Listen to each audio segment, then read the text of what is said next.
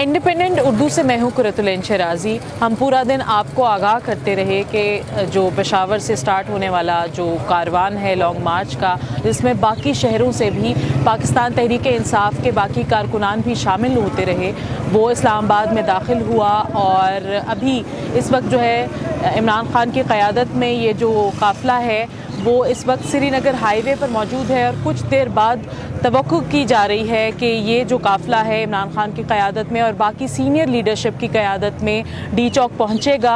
हम कुछ देर पहले डी चौक गए और वहाँ पर हमने कवरेज के लिए जब पहुँचे तो मुसलसल शेलिंग के बाद अब हम कुछ दूर डी चौक से चाइना चौक पर मौजूद हैं, जहाँ पर कुछ देर के बाद तवक्को की जा रही है कि इमरान खान यहाँ से गुजर कर डी चौक पहुँचेंगे।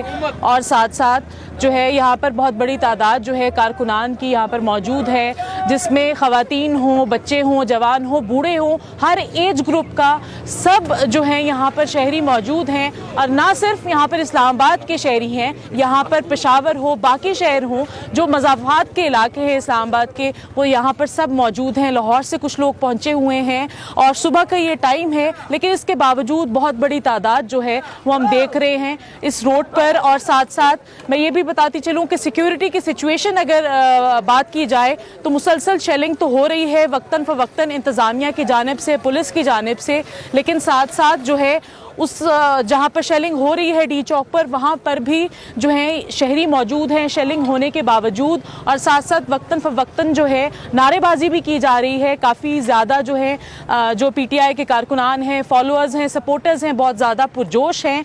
दिन का ऐसा वक्त है, उसके बावजूद ऐसा वलवला जो है वो देखने में नज़र आ रहा है।